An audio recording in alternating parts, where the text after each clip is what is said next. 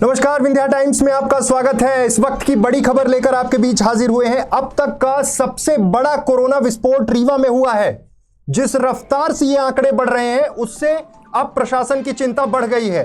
अब तक जो आंकड़े आ रहे थे 15, 16, 17 इस तरह के आंकड़े आ रहे थे, लेकिन अब एक बार में ये रिपोर्ट्स आई हैं 23 नए कोरोना पॉजिटिव मरीज मिले हैं। एक ही परिवार के 13 लोग कोरोना पॉजिटिव पाए गए हैं। फोर्ट रोड का व्यापारी परिवार है। 5 दिन पहले घर के सदस्य को आइसोलेट किया गया था, घर में आइसोलेट किया गया था। तमाम ये मांग उठ रही थी कि क्वारंटीन सेंटर भेजा जाए, लेकिन घर में बराबर प्रॉपर व्यवस्था होने के कारण घर में आइसोलेट किया गया था। और अब जो रिपोर्ट आई है उसमें एक ही घर से 13 कोरोना के नए मामले, 13 कोरोना पॉजिटिव केसेस मिले हैं। सबसे बड़ी बात यह है कि अब तक जितने आंकड़े मिल रहे थे, 17 तक का एक आंकड़ा था जिससे तमाम डर का माहौल निर्मित हुआ था, लेकिन अब एक साथ 23 कोरोना पॉजिटिव मरीज मिले हैं। क्या स्थिति है, क्या आलम हो सकता है, क्योंकि यह कोरोना विस्फोट अब रीवा में हुआ है।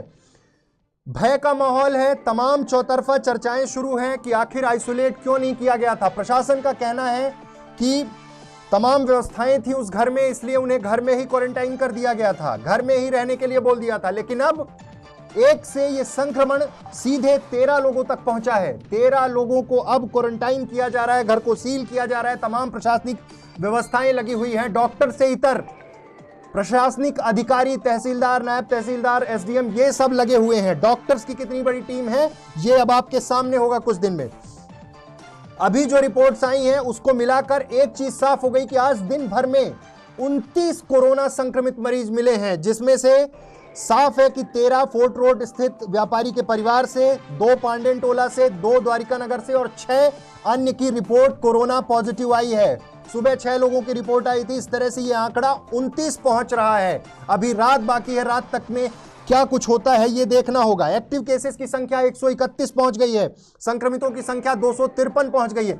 रिकवरी रेट हमारा अच्छा है, लेकिन जिस हिसाब से संख्या मिल रही है और जिस हिसाब से रिकवरी हो रही है उसके बीच में एक बहुत बड़ा गैप है। अगर देश भर के आंकड़ों की बात की जाए तो अगर 56,000 केसेस मिल रहे हैं तो रिकवरी 35,000 की हो रही, 20,000 का गैप पर डे क्रिएट हो रहा है। मतलब कितनी बड़ी संख्या होगी।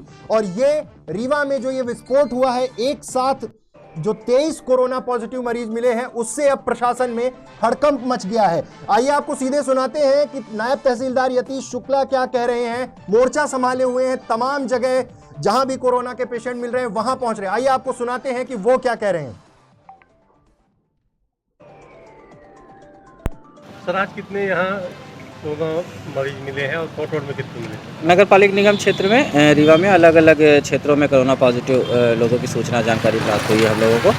फोर्ट रोड में, रानी तालाब क्षेत्र में और साथ में द्वारिका नगर क्षेत्र में, अलग अलग क्षेत्रों में हम लोगों को कोरोना पॉजिटिव की जानकारी प्राप्त हुई है। स्वास्थ्य अमले के साथ साथ हम लोग यहाँ पर उनकी कॉन्टैक्ट ट्रेसिंग, नगर निगम अमले के साथ सैनिटाइजेशन और साथ में उनका स्वास्थ्य भी पूछने की कैसा है, कोई सिम्टम्स तो नहीं है, उसी की कार्रवाई यहाँ पर की जा रही है। संख्या हो गई?